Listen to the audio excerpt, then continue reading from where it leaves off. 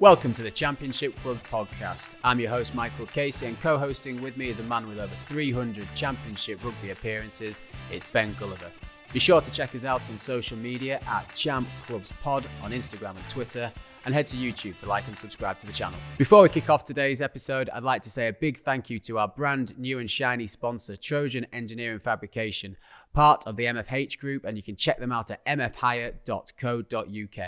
We are back. This is the Championship Club podcast supported by Trojan Engineering and Fabrication, and we're here to review another eventful round of fixtures. I'm joined by Ben Gulliver. Gully, looking at the results from this weekend, there was a couple I think I maybe wouldn't have predicted. I know you're going to run us through them, but the games, particularly on Saturday, I thought Ampthill versus Jersey and Coventry versus Pirates, I'm not quite sure I saw those going with the away sides as they did.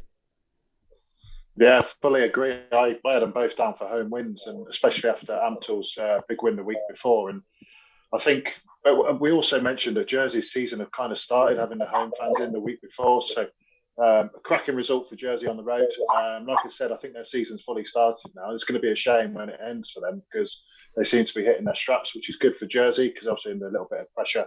And then the Cov Pirates result, that was in the balance before the game, and I thought Pirates really dug in deep there. They brought a few loanees in, and I think they've performed really well for them. So I think that relieves a bit of pressure down there because obviously their season had started so well, and then moving sort of after a couple of losses to get a win on the road at Coventry. Pirates always struggle at Cov. They always have, and it's a cracking result for them. So really pleased for those guys. Disappointed for Cov, but Cov will bounce back. Young squad, as we said before, and they'll have the week off and dust themselves off and go again. And then obviously there's the two big results in terms of score, where the Ealing really absolutely destroying Richmond by 69 points. So that's a hell of a result for Ealing. They're back on hitting their straps again, which is great for Ealing. Richmond obviously need to dust themselves off and go again, and then the Nottingham Sarries game, which is the game I watched, I really enjoyed it. The 56-0 scoreline is a little bit deceiving. It surprised me how well Nottingham did early on in the first half, and the young nine that was playing from young Dolly, he had a really good game. And although it looks pretty bad on the scoreline, I thought he did really well in difficult circumstances. But obviously Sarries have got a lot of firepower and a bit too much class for them in the end. So pretty good day Saturday, and then obviously there's the Sunday fixture which you were at with Donny and Bedford, which was a bit of a humdinger by all accounts. Yeah, really interesting game up here at Castle Park. I think the lads back here won't mind me saying that the first 20 minutes or so, Bedford so completely bullied the Knights in many respects. I thought that the way they took the ball into contact, the ferocity of the carrying game was a bit of maybe a little bit of a shock to the system, who for the Knights, who have been, I think, pretty physical and got a bit of a reputation of defending very hard and being physical around the set piece. 12-0 down after about 15 minutes gone, and then really up against it. Got a try just before half-time. The Knights, Matt Challoner going over following a couple of close tap penalties, as he has done so many times for the club, which kind of made it probably closer than it deserved to be at the change of ends. I think it was 19-12 at half time, and then 15 unanswered points from the Knights in the second half. Maybe just a bit more coming off the bench for Donny than what Bedford had. Yep. But fair play, they also stuck to the systems very well. I think there'll be a few saying that they did well to get sort of a 5-point win, and Bedford maybe a little bit unlucky to go away with nothing, but it kind of leaves us now going into the last two games of the season with everything to play for. So up here at Castle Park, it's quite exciting. I think as well, it's the pressure was on Donny for the first time this season to go and get a result after what had happened on Saturday, with a score within the league, and the points now getting closer with the second, third spot. So for them to go and get a 5-point win, albeit a difficult win, is a good statement of intent for Donny to keep the pressure on the big players in the league. And it just keeps the season alive now. So there's 2 games left for Donny. We've got Ealing in because of the bye week now, and then Donny have got their week off.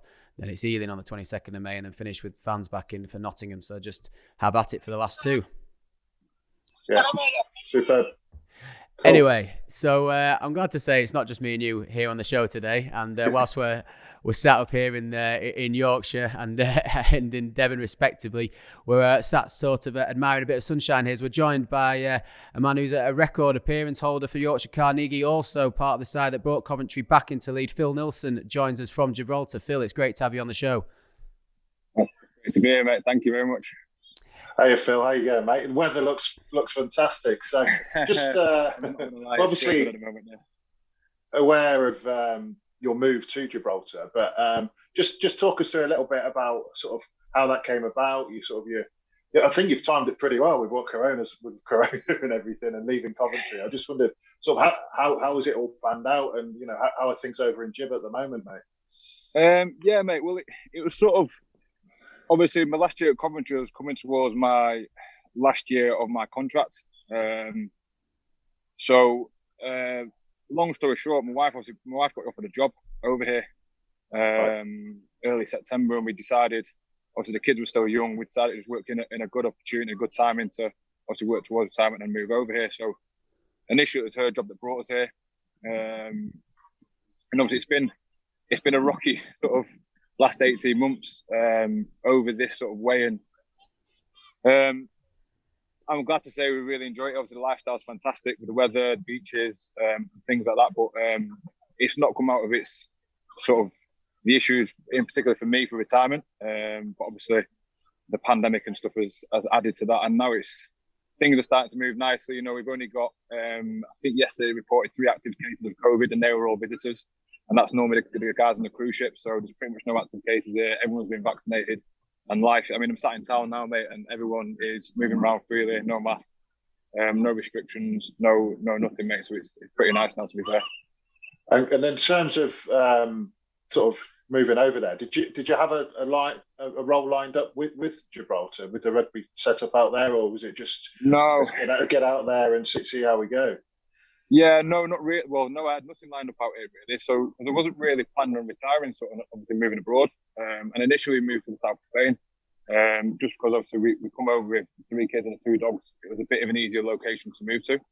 And I basically come over here with nothing really in mind. And I always thought, there's lots of international schools out here. Maybe I've got a degree in sports science, could maybe work towards getting into the schools, coaching some rugby there and seeing what the rugby's like. But Gibraltar Rugby at the time, they were working towards applying for World Rugby and getting their sort of recognition with European Rugby there. So there wasn't really an opportunity here for me at the time, and I ended up at a local club over in South Grande called Rugby del Stretcho, which I've ended up director of rugby there for the past couple of years, which has been good. We got them promoted in the first year, which was fantastic. So, and obviously this year's kind of been, for the rugby side, it's kind of been a throwaway year, but what it's done actually, it's opened up opportunities for me within Gibraltar, because along with Brexit and the pandemic, we moved actually into Gibraltar itself, and being here and being resident here now and things like that, it opens up more doors. So I'm on board now with Gib as a consultancy, which we're looking to extend, and it's going really well, mate, at the moment. I'm not going to lie, I'm enjoying it. Oh, sounds fantastic, and a bit of like flying by the seat of your pants a little bit to start with. But it sounds like you've got a good role. So how does the days work for you? Because I've got some experience of Gibraltar through a friend of mine, Oliver, who works sort of within the community side over there. I just wondered, is it how does it all work, and where do your players come from? Are they Spanish? Are they expat? A bit of a mix, really. So basically, look, my role here is I've got a bit of a do all sorts. So I work in the community, in the schools, throughout the day, promoting obviously the rugby here in the community. And then I also do, at the moment, I've got a lot on with event planning. So we're planning the Gibraltar Sevens, which is obviously a new tournament we're doing for the end of June, which has been an experience for me, and obviously quite a battle with the COVID sort of restrictions and things like that. But that's moving forward really nicely now. And then other stuff I do sort of individual player development, club development, sort of the higher performance stuff. And here now, we're obviously with the application to European Rugby, the Gibraltar Rugby itself is growing. So we've got over 200 kids in the youth section. We've got 4 teams now turning out every weekend playing for the seniors. And then we're we're looking to develop things like an academy and a development squad, and we've got the women's that have started, and they've created a team now, so we've got the women's going. So there's quite a lot on here rugby-wise to keep us going. And it's all sort of started in the last 6 weeks since we've rolled out of lockdown, rolled out of the sort of the restrictions that we had in place. So it's been a hectic last sort of 6 to 8 weeks, if I'm honest. Yeah, sounds exciting though, mate. Sounds something like to get your teeth into, and especially if we just talk about the Nielsen Sevens tournament. Where are you drawing teams from for that? And you can obviously give it a bit of a plug on here, mate.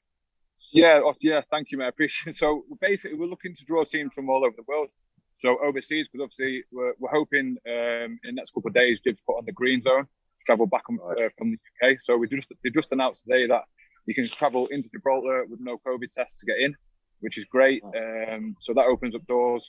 And then we're looking at local teams as well, and local Spanish teams from around the south of Spain. So it's been a good experience, mate. And that's, we're looking at a 16-team tournament, 8 men's, 8 female sides, and 6 vet sides as well. So we've only got one pitch up there, so it'll be a full schedule, jam-packed in 2 days.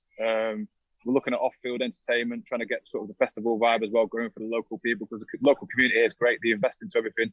They love the sport, and it's an awesome place, mate. And down at Europa Point, where the stadium's located, it's overseeing, the Straits of Gibraltar, mate. It's absolutely beautiful. So it's a lovely place to be.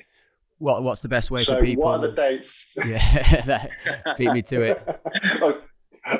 So what are the dates, and when can you book me on a flight? So, mate, the dates are the weekend of the 18th, 19th, and 20th of June. So we're proposing at the moment opening sort of welcome party on the Friday, rugby Saturday, sort of a DJ party on Saturday night, and then finals on the Sunday with sort of a chilled afternoon down at the beach with a local company into adventures that are going to sponsor us to do paddleboarding, volleyball, beach games experience and stuff like that. So should be nice, mate. If it all goes to plan, it should be really good. Nice, mate. It sounds really exciting. So Phil, just obviously it looks now, whilst it's been obviously a challenging sort of period with the transition, were you sort of planning to go into coaching roles towards the back end of your playing career back in England? Has this always been part of the plan? No, coaching was a fail-safe. So I've coached my whole sort of since I was about 22, 23. And it was always sort of a fail-safe for me.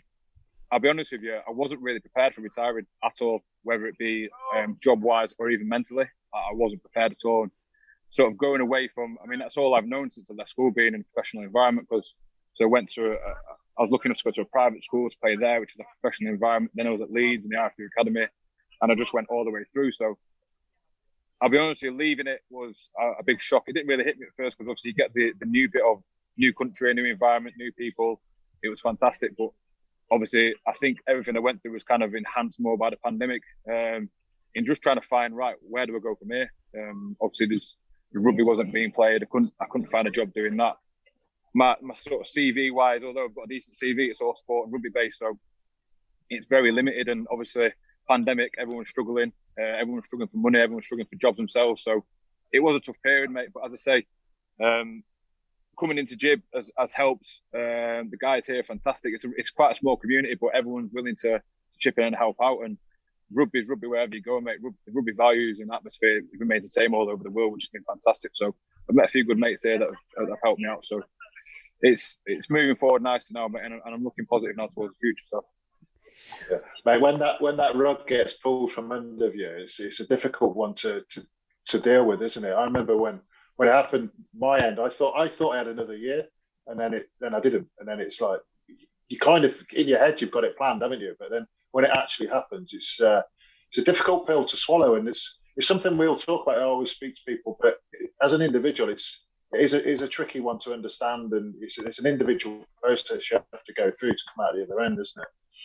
Mate, it really is. And I mean, when you retired, I read sort of the blogs and that you wrote, and I kind of resonated a little bit with it. But until you actually go through it yourself, you can't. Everyone's experience stuff is different, and some guys are lucky. It wasn't that I didn't prepare myself. It's just I probably prepared myself for the wrong things. And I look back. I look back now and I think, should I have done a trade instead of, doing this, or should I, instead of doing the coaching and stuff, and should I have got myself back to university and got another degree or something more usable than sport and exercise science? Because although it's a degree, it's not really functional in the real world. So that's what I kind of look back on and think, should have prepared myself differently, which now as an older bloke, it's easy. I sound like my dad, you've got to think towards the future. And I'd say to any of the kids, like, I was lucky I was never injured, but for someone like you gets cut short of injury, like, where are you? Are you prepared? Have you got stuff in place? Have you got finances in place? Because I'm really lucky. My wife's a doctor, so she can work all over the world and her job's always employed. So, some other people won't be as lucky as that. So it's been an eye-opener, mate, a real big eye-opener. You said there, like, if you had your time again, I sort of... Go on, Mike. You said then, like, obviously, if you had your time again, would he have got a trade? Would he have done something? Do you think if you were talking to, say, a young pro, whether it's at Carnegie or Coventry, where now you'd maybe encourage them, on those Wednesdays off, on those Tuesday afternoons, maybe do look at some extra education or some work experience as well? 100%, mate. 100%, because you think at the time, like, you've got all the time in the world, but really you haven't. And then, next week, or next year just keeps going on. But it's so easy, mate. In the rugby environment, Gully tell me, when you're in there and you're in with 50 lads every day doing what you love, like, sometimes it is shit with the wet weather and stuff, but like, it's an easy environment to stick to because it's what you're good at, it's what you know. But going out your comfort zone and doing things, mate, is the hardest thing. And I would definitely advise some of the younger lads, like, think career after rugby whilst you're doing it, because it'll only age you and it'll aid your decisions through rugby and it'll give you more opportunities. And I mean, Gully will tell you, mate, sometimes you get rinsed for contracts and people put you under pressure. And if you've got another exit, it gives you another options and it gives you, more negotiating power when it comes to things like rugby contracts and things like playing contracts and stuff like that. It's just, I would definitely look back now and say, go and prepare myself a little bit more for what comes after or what if.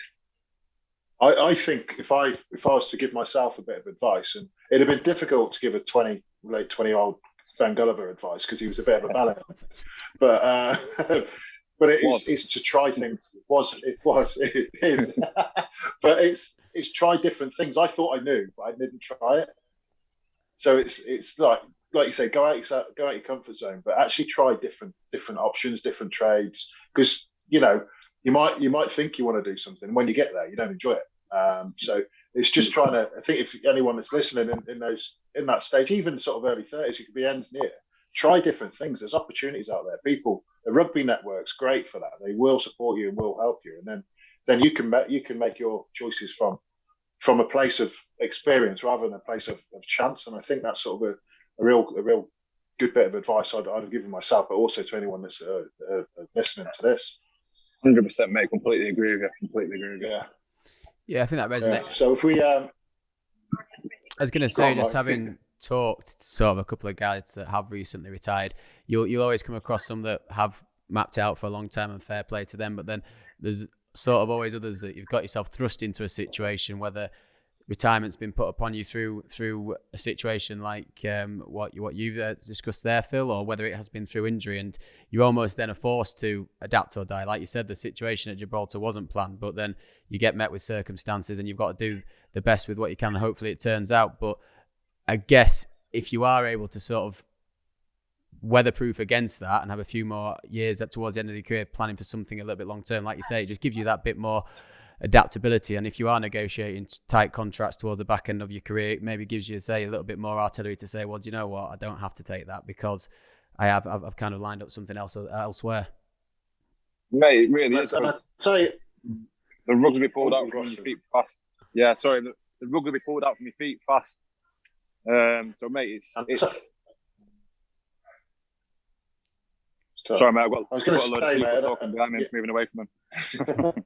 I was going to say something I'm quite passionate about, and it's something you'll know, Phil, is that something where the Championship is a great league, but something that it does lack is that level of support for that. So your RPA looks after, obviously, the Prem guys and the 13th team, and there is an alumni for if you've been in the Prem for a year with the RPA, and they've been quite helpful for me at times, but it's a definite gap for current champ players, and that level of support and that sort of player welfare, player support is definitely lacking within the league. And I think there's probably a bit of scope for former players like yourself or others that we could potentially help these current players that were transitioning out, and just a bit of advice, just a bit of a thinking group really for guys in the champ, because it's completely different to the Prem because of the level of money in it.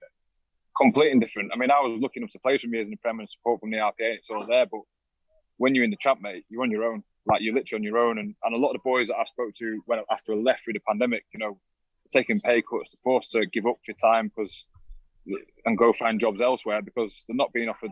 It's not anyone's fault, but the money's not there. The support network's not there. It's not great. Do you know what I mean? So it's not like the Prem where you're being paid 100 bags a year. You're in the champ grinding away for 12, 15k a year. People think it's all sunshine and roses, and I was lucky because I was always did all right out of it. But I look at some guys. I mean, I remember times where I'm looking at negotiating contracts for 12, 10 grand. I mean, I remember when I had a chat with Rotherham and they could only offer me like 10 grand for a year full time.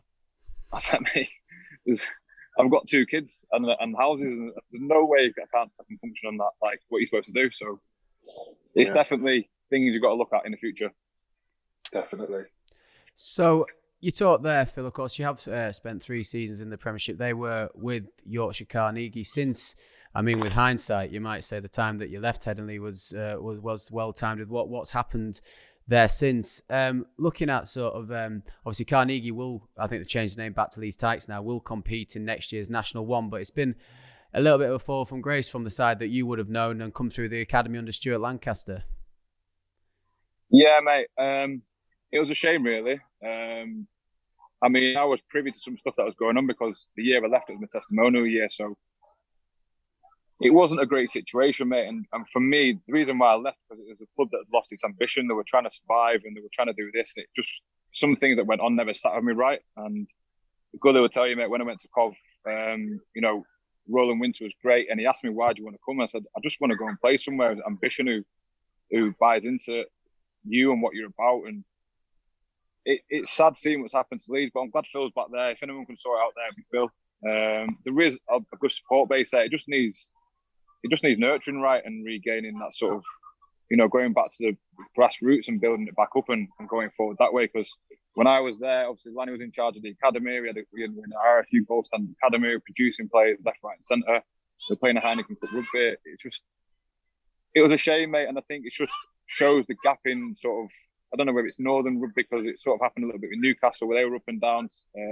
Sales always managed to stay out of it, but it was just a bit of a shame, really, mate, with what happened. And I love that place to bits. I would never have left if it wasn't really for, you know, not agreeing with what was going on. I wanted to finish my career there. I wanted to be a one-club man. Whether that was right or wrong, I don't know, but I wanted to do that, and it never was. But moving to Cov, mate, it was an eye-opener for me, and it rejuvenated me. I loved it. I loved every minute of it. It was fantastic. So it was a decision that I was really, really glad I made, to be honest with you.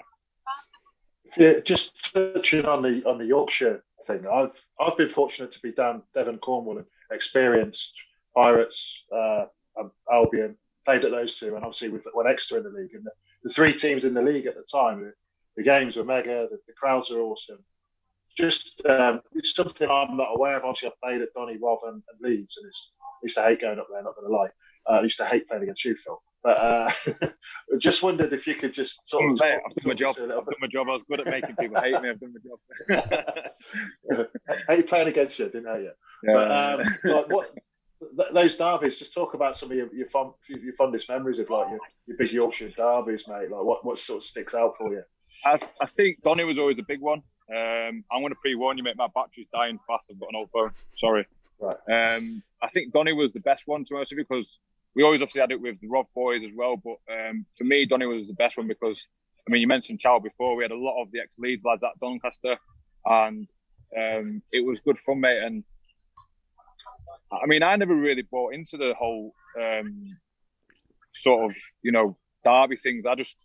I took every game it was, and just if someone was in front of me, I was going to try and hit them as hard as I possibly could. You know what I mean? That was just me. But mate, it definitely added to it, the fuel to the fire. And there was always, I mean, I remember 15-man scraps against Rotherham, same against Donny. You know, you're getting up, you're having fights, you're turning around to props next to say, right, stay after the scrum, mate, we're going off here because they're taking the mick. And that was back in the day, but you can't do that anymore. So the game's kind of changed as I got older. The game changed, but you know, it was good fun, mate, and I always loved it. And you know, people hated sometimes going to Rotherham where you got a change in the changing rooms where possibly the portal cabins and stuff like that. But I love all that. I think it just adds to it. I think it's just part of the atmosphere and stuff. And you know, I've been to some Prem clubs where some of the changing facilities ain't just as bad. So you know, it's sometimes, you know, it was people bought too much into it, but I loved it. Like, there was nothing better than going to Rov on a wet, cold day, or Donny, and then also getting them back at Headingley, because it was a completely different environment where we could literally just run the legs off them.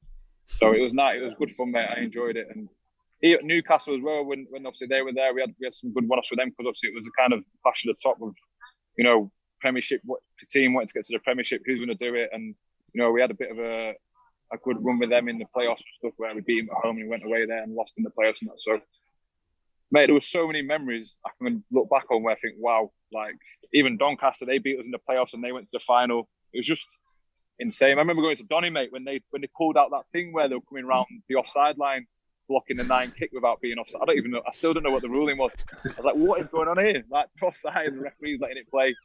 Madness, mate. And them, you know, you don't see that in the Premiership. You don't see that little people trying to work the laws to their advantage and things like that, because the Champ Rugby, mate, it's completely different to anything else. Completely different. Yeah. I think the one. It was always fun. I think the one thing that sort of in my time at Doncaster, obviously when I first arrived, we just got relegated into National 1. And always kind of looked up to Carnegie and Rod. Obviously, Rod had a side that had been in the Premiership for a couple of years and they were challenging towards the top of the league with Lee Blackett at the time. Carnegie were always seen to be the side that were sort of battling with the side that came down from the Prem, like you've referenced, the Newcastle playoff games. And then to fast forward sort of, 6-7 years and there only be the one side left in the second flight and it to be Donny is a bit... sad to see. In Yorkshire as a county, there's more rugby clubs in Yorkshire than Wales, someone told me, and yet to have just the one side professionally representing them, and an RFU academy, which you and plenty of other, lads that have gone on to play Premiership and even international came through, is now in a very, very different state. What do you think about rugby union in the county, in the Broadacres? Honestly, I think the biggest issue with rugby in Yorkshire is it's a great hotspot for talent. But there's no real... Yorkshire's massive as a county, like it's huge. And I think that sort of feeds into the struggles they have there. And obviously in West Yorkshire, it's all rugby league. North Yorkshire is rugby union, but North Yorkshire itself as a county, as a part of the county, it's quite a big area. It goes from like Harrogate to Scarborough.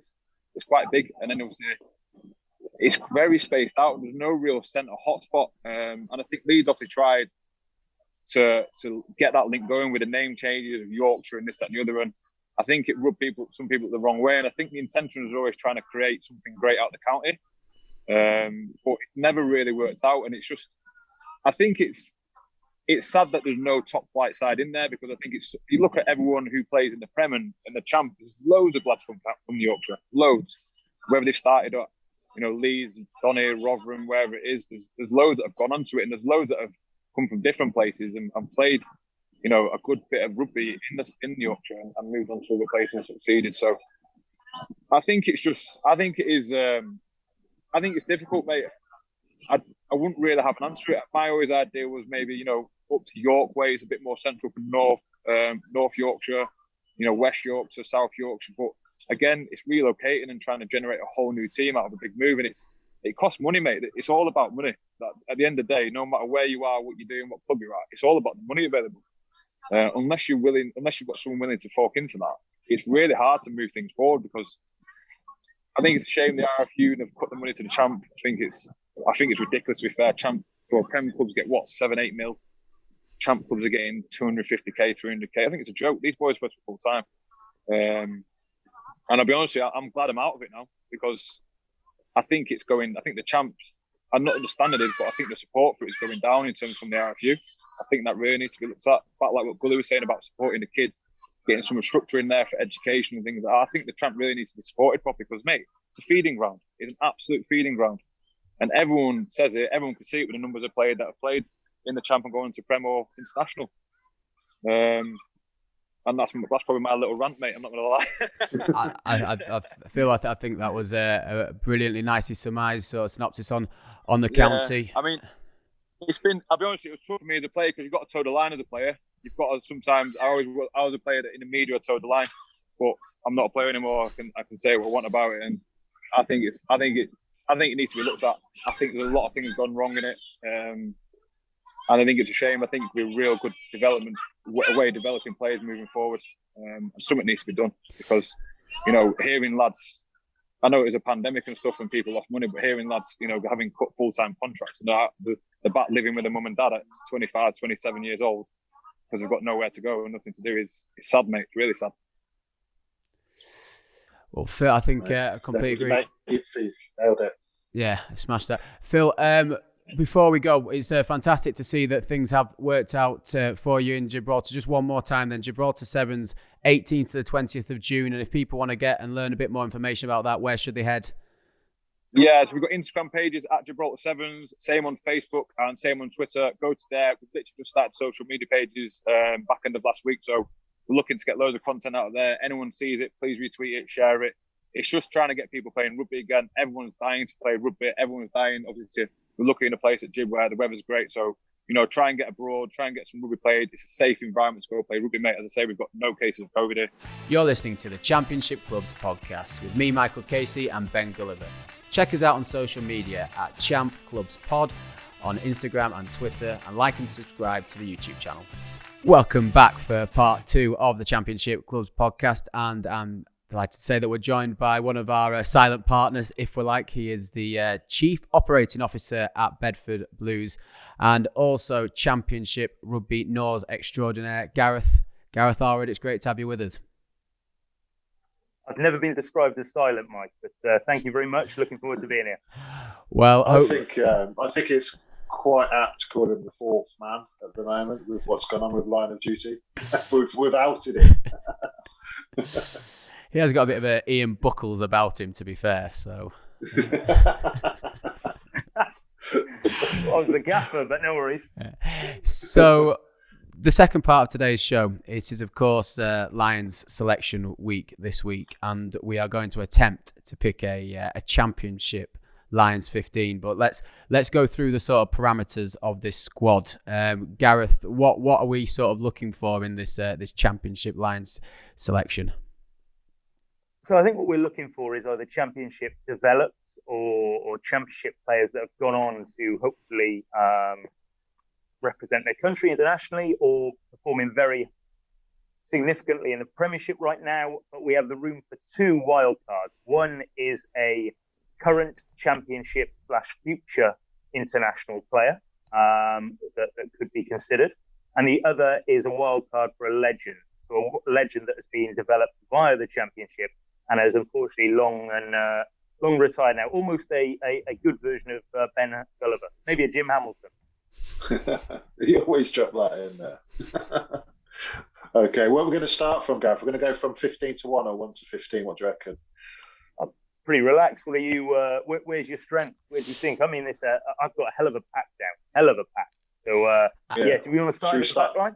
Yeah, if we start at 15, because I don't have a 15 at the moment, so we can start there. That would 100% help me. Mike, do you want to lead us off? What have you got down? I've got 2. And obviously I think it's tricky because with us having Saracens in the league this year, you've got several players that are now playing championship that are legitimate Lions contenders, which as much fun as we're going to have with this piece, that might not have always been the case in terms of having current championship players that are going to be in contention for the Lions. And I think there's an obvious option, and I'm not saying that it's my selection, but one to talk about is obviously Eliot Daley. Like whether you pay him at 15 or 13, that is, I think, the immediate obvious candidate if we're talking current. Yeah, Eliot Daley is one of my 2, but probably not the one I'm going to select. But I think he showed his class, hasn't he? We've talked about him in Team of the Week every single week since he's been playing in either 13 or 15. So he deserves contention, but is he a championship developed player? No, that he definitely isn't that. Go.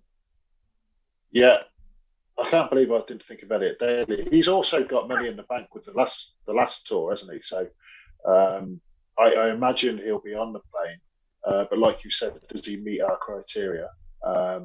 But in the tight test matches, he's going to be down in South Africa. The ball's going to travel further. That cannon boot, that long penalty kick may come in handy at some point in the test series. So before I hear the second one, I'm swaying towards Eliot Daley at the moment, definitely. And I think we can probably name our own 15s and then try and get to a shared position as well. So I don't mind throwing straight away my second one. And very much a Bedford feel about my 15, especially the back line. And I'm going to use a wild card really early. And this isn't to get in his good books, I promise. I'm going to use a wild card for Legend. He only spent 1 year in National 1, as it was then, but he's done 400 and odd appearances as a director of rugby. And that's Mike Raya. I mean, Mike Raya, Wales legend. I think that we could be cutting some adventurous lines down in South Africa. And I think I'm going to have to throw Mikey Raya in there. Gully, we've brought him on the podcast once, and he's used it as the biggest opportunity to brown nose his gaffer I've ever seen. I tell you what, though, it's a great shout. You got what a player, but you've got your social sorted as well there, haven't you? So it's exactly. The Lions need tourists. They need tourists. But I'll tell you what, though, with Mikey, because he's been director of rugby for so long and so successful at it, there's people that won't know him as a player. I mean, what a player he was! He was unbelievable, wasn't he? So elusive and so skillful. It's often forgotten about, isn't it? People just see him as coaches or directors of rugby and forget. People don't believe it. Yeah, his rugby ability was phenomenal, wasn't it? So it's a good shout. It's I'm on the fence now. Damn it, Mike. Yeah, God, I've put Mikey Raya in. I think it's. I think we're probably going to pick more Saracens players in this 15. So go on. I've always admired. I'm surprised how Mikey Raya's got.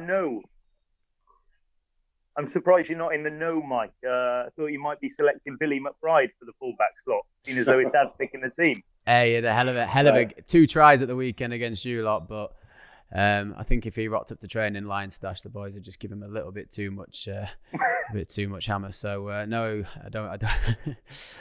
It was a close third, Billy, but not picked this time. Just on Mikey and Eliot Daley, there's going to be other legends and wild cards in there, so we need to just bear that in mind. So I think we just we pencil Mikey in now, but I think I've got one that I'd quite like in there as well in the second row. So we'll talk about that later on. Right, let's move on to the next position. Otherwise, this could be a 3-hour podcast. Yeah. Okay, I'll lead this one. I've got Johnny May on one wing because he spent some time at Moseley, didn't he? So, I've got Johnny May, but I've got him at 11. Yeah, I've got Johnny May at 11, although I think Josh Bassett, again, just throwing the Bedford peg out there, I think what a terrific form he's in the Premiership. In fact, if I picked on Premiership form, I'd go Bassett over May. But May's got too much credit in the bank, hasn't he? Season with Moseley, I think we've got to put Johnny May in the 11 shirt, haven't we? Sure. Yeah, so Johnny May, they're both the same, aren't they, those wingers? Both the same. You'd get upset if we started. You'd get upset if we started putting 4s and 5s the wrong way around, Gully. So I think you have to give them the same credit on the wing. Yeah, Johnny May, you also get him as a replacement flanker, don't you, Johnny May? So that'd be useful. So who's on the right wing? I've gone for, and I've been interested, Jonah Holmes. Been in absolutely sensational form since winning the Six Nations. 8 tries in his last 7 appearances. Of course, a Welsh international. Moved to the Dragons from Cardiff, from Leicester Tigers. Jonah Holmes, he's my bolter on the right wing. Obviously, time at Yorkshire Carnegie and prior to that, London Welsh. I think he scored something like 50 tries for Carnegie in 85 appearances or something ridiculous. Always used to score against Donny.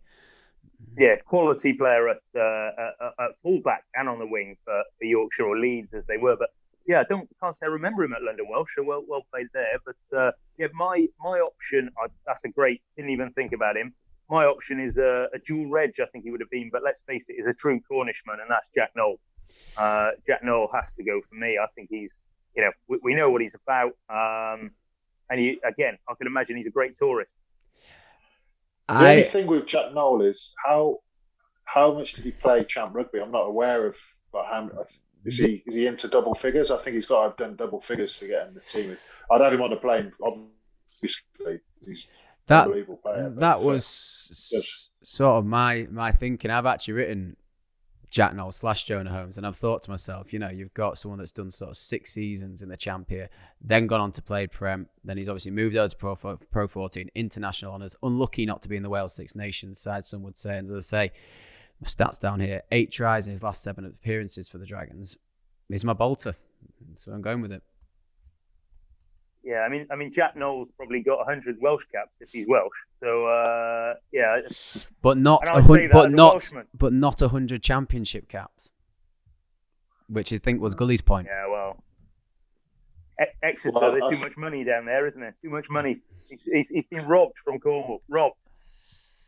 Could we squeeze him in at anywhere else? That's the thing.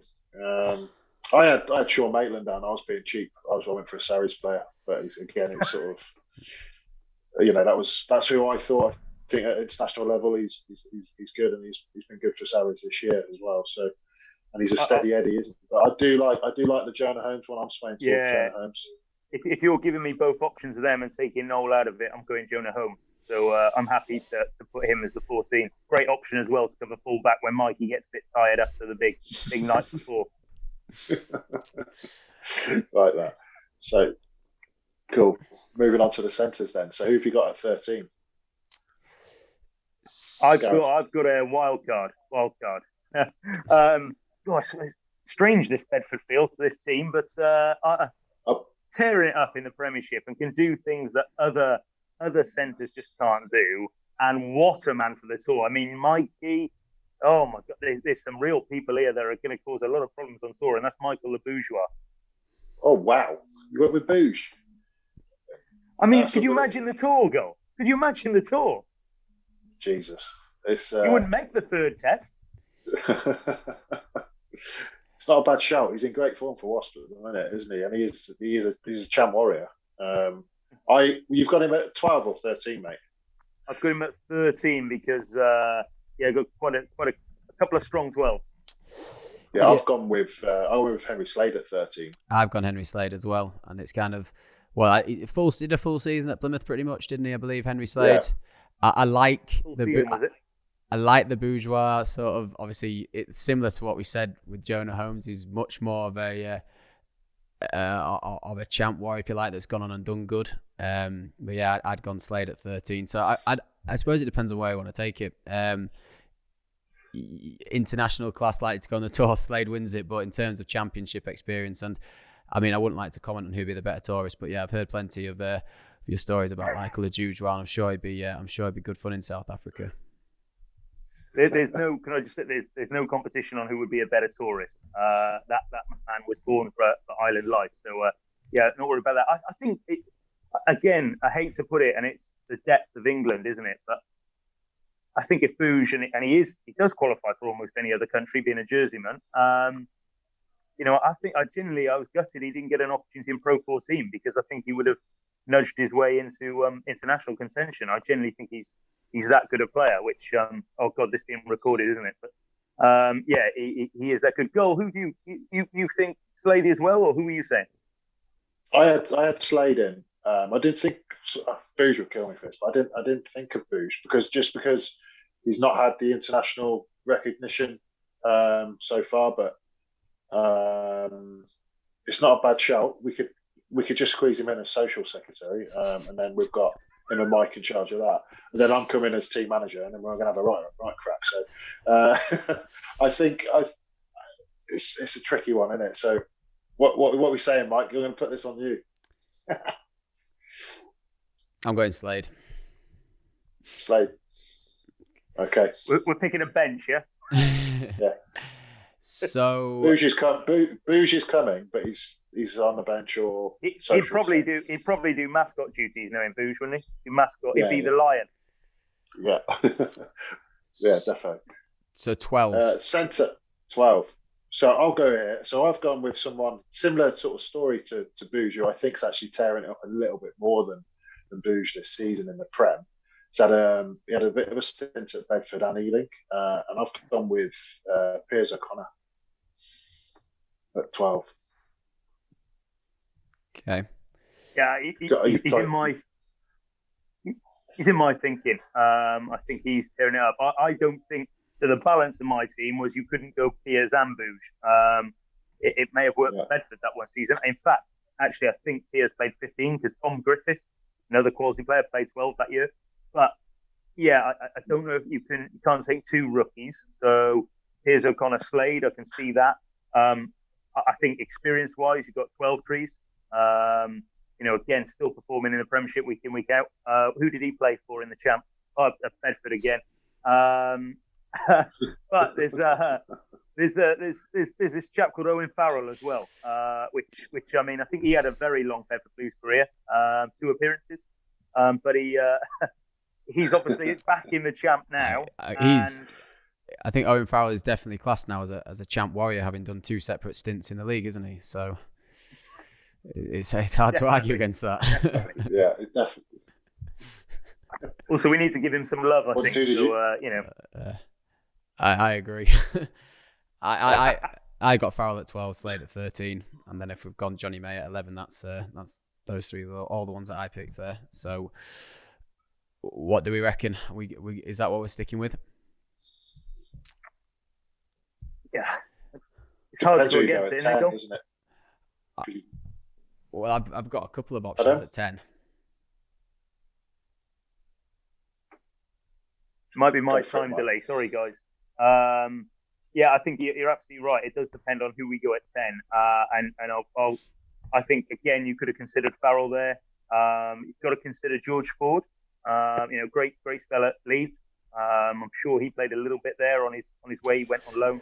Not a lot. Very, very little. I think very little. Yeah. We like to exaggerate these things. But Callum Sheedy, born and raised in the league when Bristol were there, loan spell at Jersey, and great attacking rugby, plays flat on the line.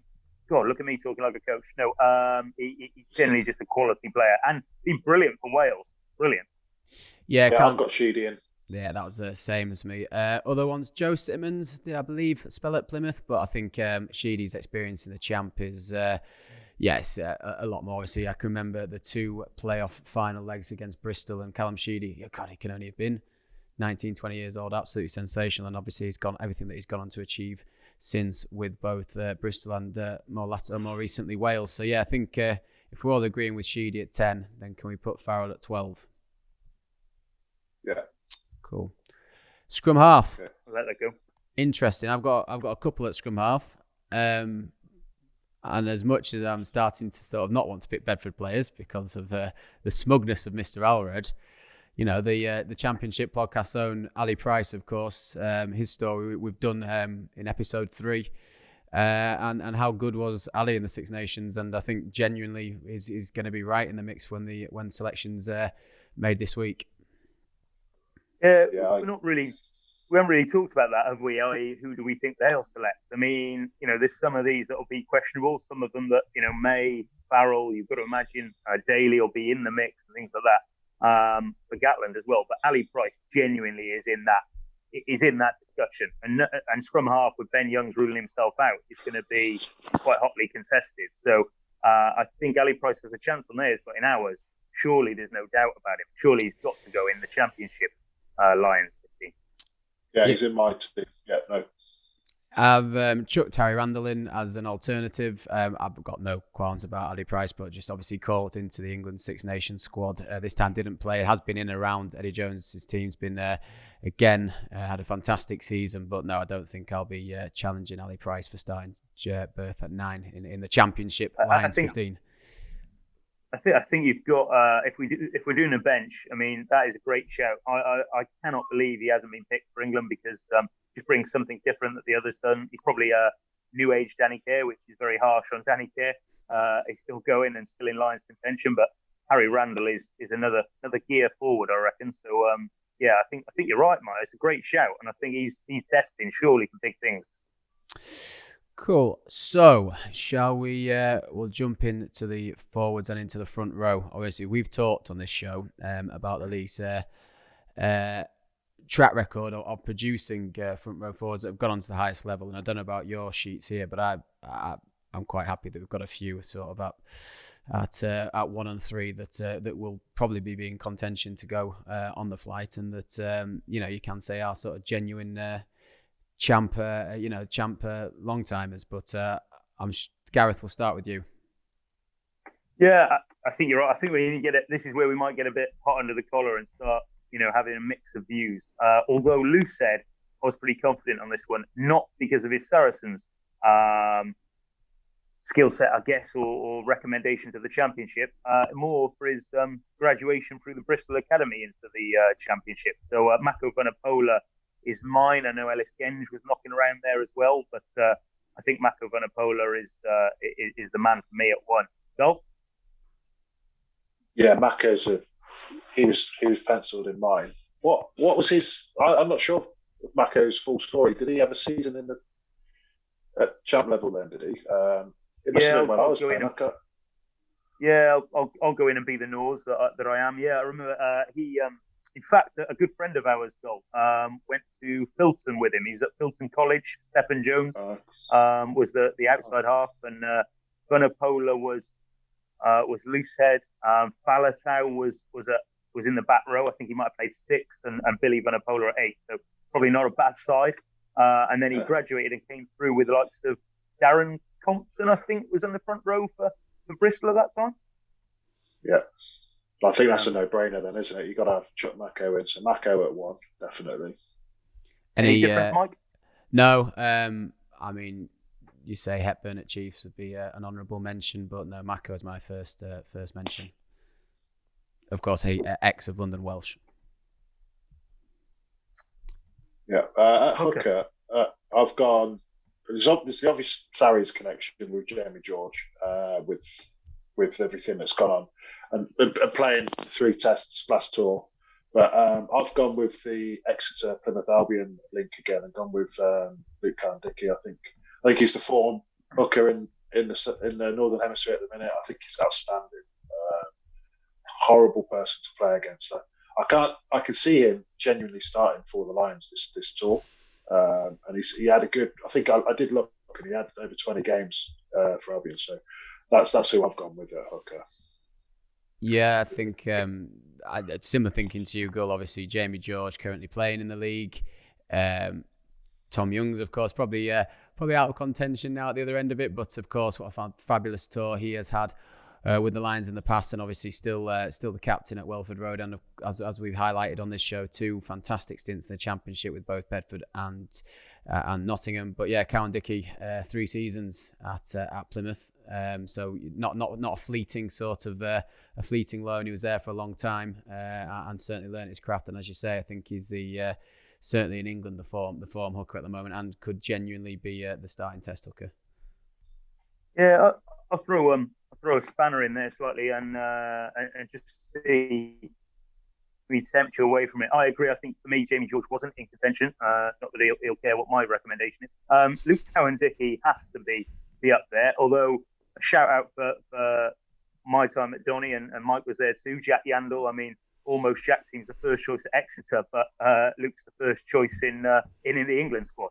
So I think the other ones I would consider, I mean, Tom Young's, again, good mention, but again, pushed out by another champ warrior at Leicester. I mean, Charlie Clear seems to be having more game time than Tom Young. But the random one, George Turner, London Scottish, took his chance in the Six Nations with injuries up there and has impressed. So, is he worth, I think he might be, in terms of the champ squad, he's got to go on the tour, but Luke Cowan-Dickie probably gets to start in Jersey. What do you think? Yeah, it's a good angle. I like it. Obviously, he had a fantastic sort of late Six Nations, didn't he? And London Scottish have produced sort of a handful of Scottish internationals that perhaps there's others that I feel like we might have missed. I've not got my list. Maybe we'll come to later on. But no, I think an honourable mention is very fair, at least. Yeah, it's nice for you not to mention a Bedford player as well. I do. I got Charlie in there. Oh, you did, yeah. George Turner. That's good knowledge, mate. I like that. Great knowledge. So I've gone. So I was going to jump to second row, but we're on tight prop, aren't we? So I think it's the obvious one. So I'll let you guys go. Yeah. So I've got tight heads. I've got 3 selections at tight head. All 3 one way. I raise you. 4. Well, you'll see why I've only got 3 at the moment, and then all 3 at some point raised through the Doncaster Knights setup. So we've got Paul Hill, currently at Northampton, ex-Doncaster Mini Junior. Got Will Griff-John, currently at Sale, obviously in the Wales Six Nations teams last year, probably tipped to go on to make many more caps, but I sit them both behind, 58 cap, current Wales tight head, cornerstone of the Six Nations that won, the scrum that won the Six Nations this time, and obviously friend of the show, Thomas Francis, all 3 formerly of Doncaster Knights, I hasten to add.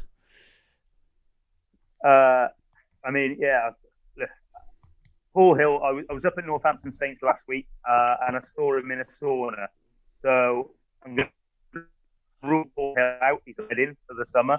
So he's gone. Also, he was Leeds in the champ, wasn't he? He was Leeds in the champ. He was actual mini juniors, Donny. We didn't have an academy at the time, unfortunately. Hey, we can't claim everyone, Mike. We can't claim everyone. The choices for me, Tom Francis.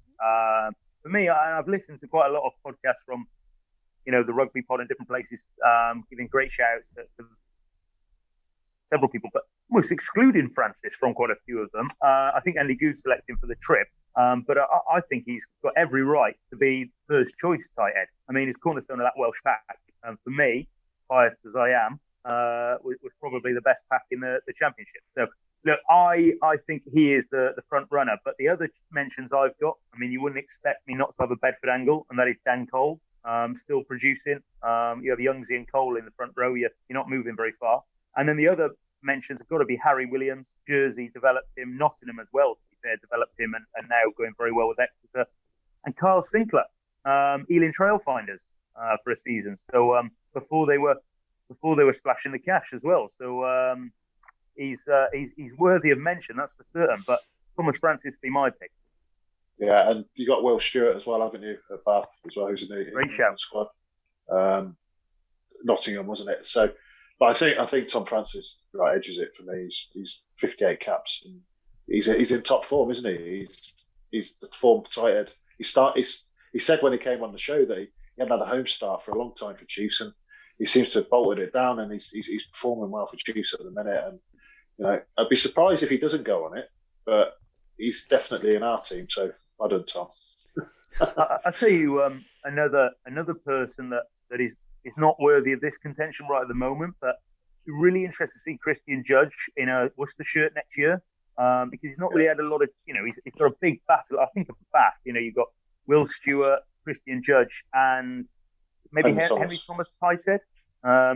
So I think he hasn't, he's had his chances limited. Went well at Sarries, obviously went well for Bedford and Cornish Pirates, and Plymouth before that.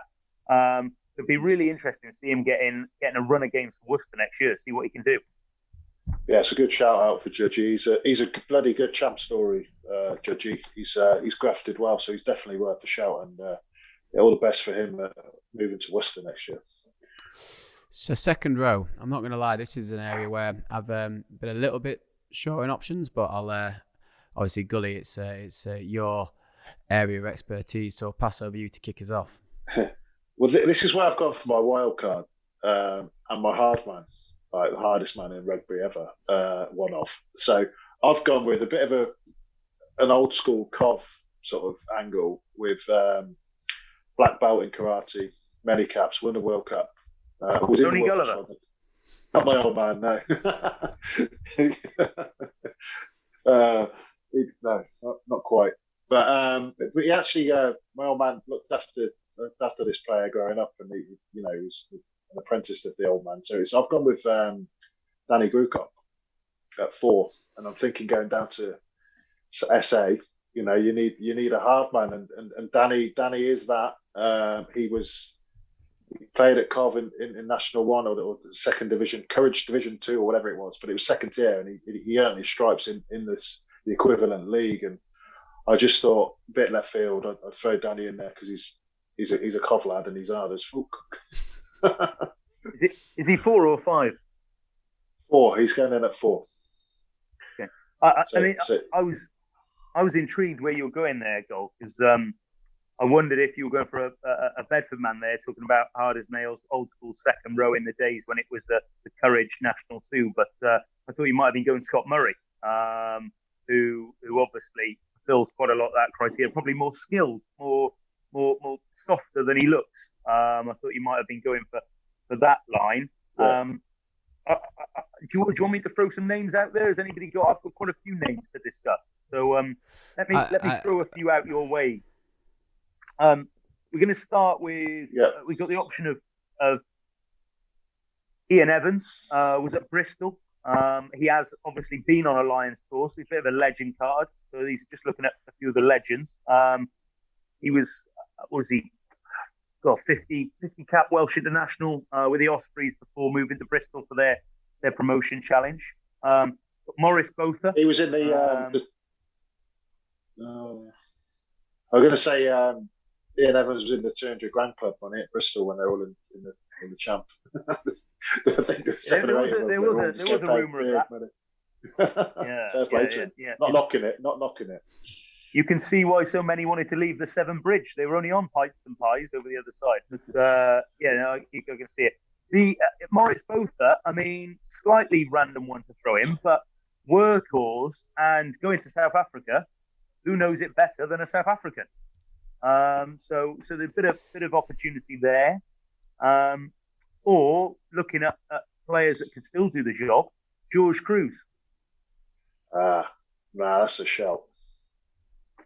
George Cruz got to be in contention, I thought. For a couple of Welsh internationals currently mixing it up. Corey Hill, not a huge amount of time at Moseley, got picked up pretty quickly, but he was in the championship there. Will Rowlands, another fellow Welsh international, was at Jersey on loan. So lots of options. And then a Bedford Blues Academy graduate, Courtney Laws. Didn't actually play any champ rugby, but in the academy. Would he have not played in Northampton's first season when they were in National 1? Because that's what I've gone down as, which obviously National 1, which was then the championship. I think you might be right. I don't know if he did. I played that year. I can't remember him being in the team.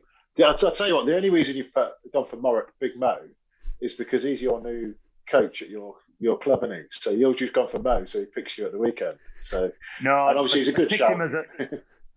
I picked him as a cricketer rather than a rugby player, but no. I think I've looked at him. Somebody who knows South Africa well. That's what we need.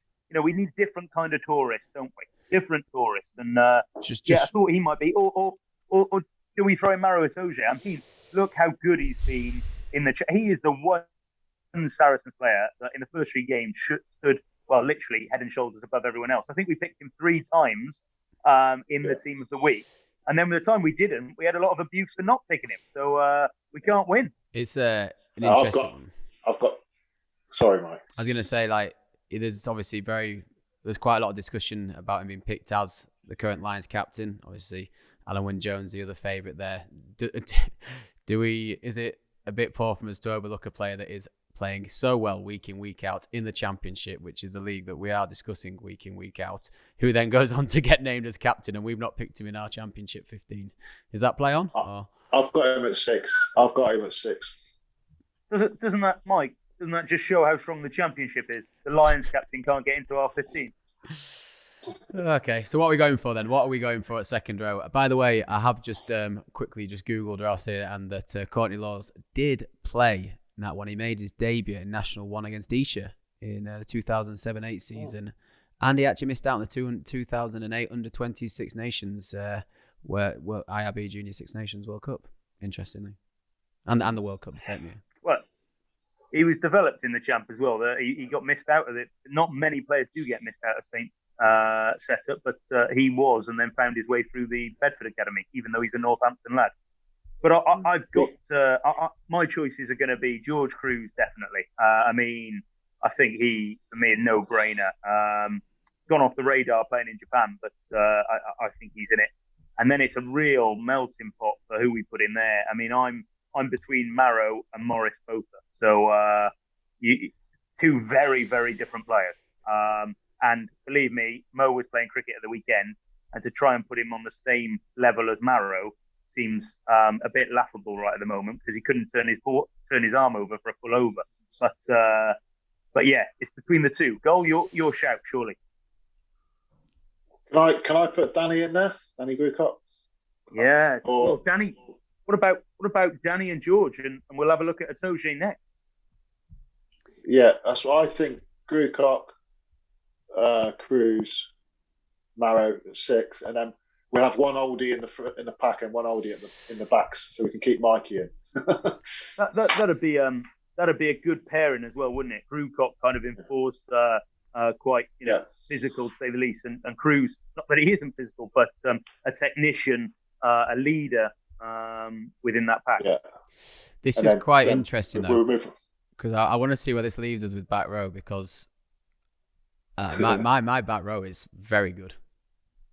Right, just name it, Mike. Just go for it. Right, this is where I've gone. Right, so I've gone Sam Simmons, of course, considerable championship experience at both Plymouth and Cornish Pirates at 6. I've got Mark Wilson at 7, of course, played with Newcastle Falcons, and then I've got Billy Villapona at 8.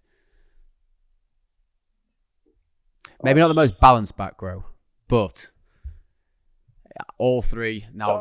So I've gone with Sam Simmons at 7, Billy at 8, and Marrow at 6. I've gone big, mate. I've gone real big. Who'd you go at 7? Sam Simmons. 7. Oof. So he plays everywhere, doesn't he? I've just want him on the field. It's just different level, isn't he? And I want to have massive men on the pitch to face us. So that's my thought process. Okay, well, I'll throw a few spanners in then. So I've gone at the wrath of many a supporter calling me out. I've not picked Vanapola, unlike you two. And I'd be the same if I was in Gatland's shoes. Not that I ever will be, but I'd be going Sam Simmons. He's had a lot more game time, has been the best player in Europe, my reckoning, and I think just brings something that others don't. 7, I throw it's definitely not even a wild card out there. Gary Graham developed in the champ and looks hard as nails for Scotland. So a shame he hasn't had more time. I mean, he's behind Hamish Watson, which is probably the starting 7 for the Lions. So in fairness, I think he's worth consideration. Do you throw a legend in there like Neil Back? He was at Nottingham before Leicester. Nottingham lad. I think Coventry lad maybe. Coventry lad. Hovskin, mate. Another one. Hovskin. Sorry, he appears far too well educated for it. Sorry, I apologise. So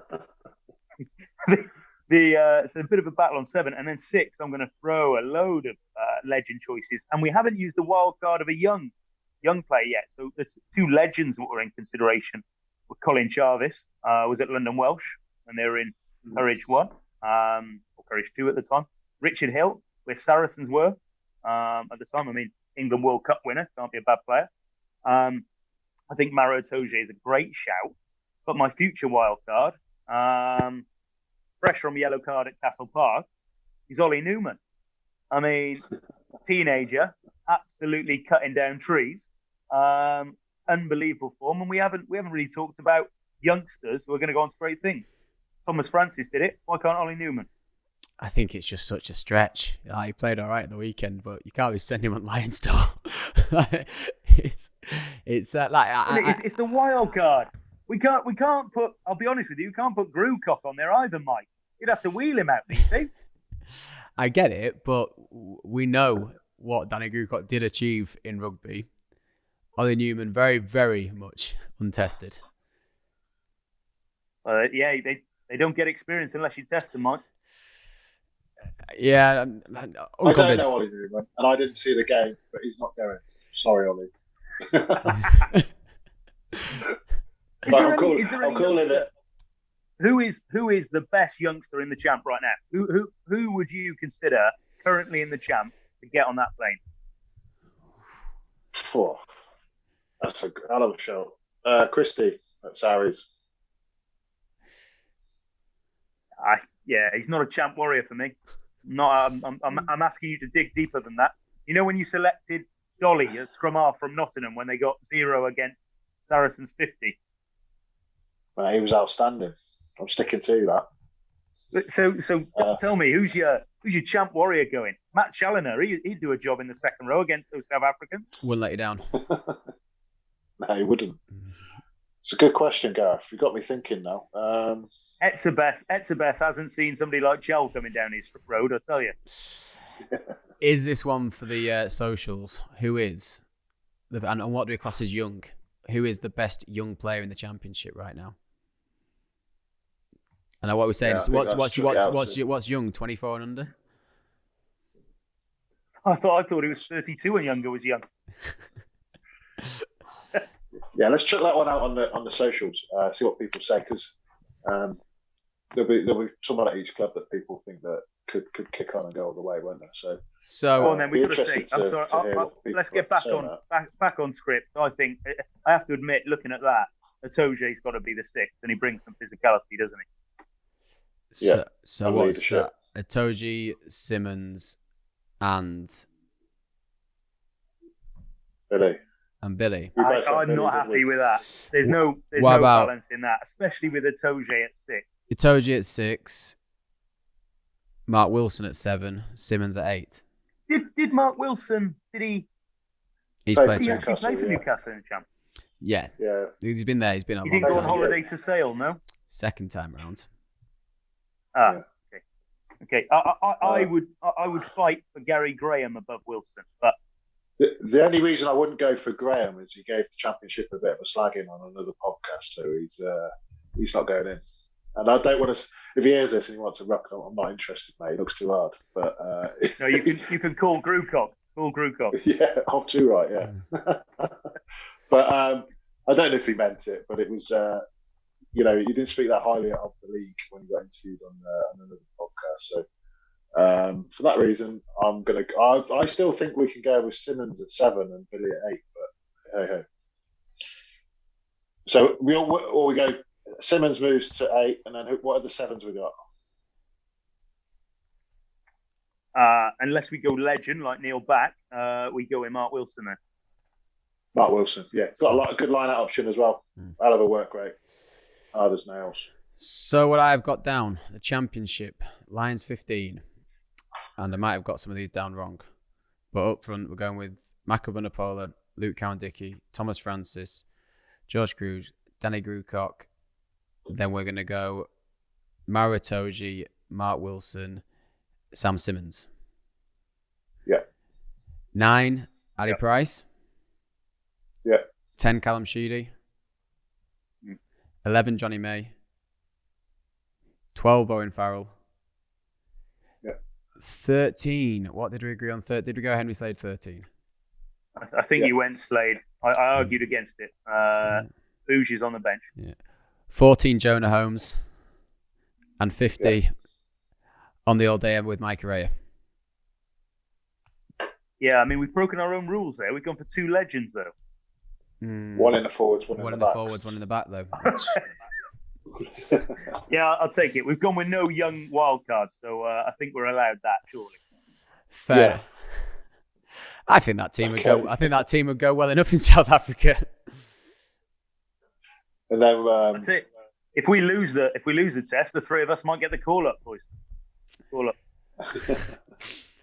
Now we're going to Gibraltar after what Big Phil Nilsen was saying. Like they've been given the green lights. We can travel to Gibraltar from the UK as of today. I think, gentlemen, we'll call that a podcast out there. We'll call that a wrap. I'd like to thank Trojan Engineering and Fabrication for sponsoring the Championship Clubs podcast. If you've got any different opinion, and I'm sure you will from the 15 that we have selected, let us know. It's at Champ Clubs Pod on Twitter and at Champ Club Pod on Instagram. We're also on YouTube as well. Thank you for listening. That was the Championship Club podcast with Michael Casey and Ben Gulliver. Check us out on social media at Champ Clubs Pod on Instagram and Twitter, and subscribe and like our YouTube channel.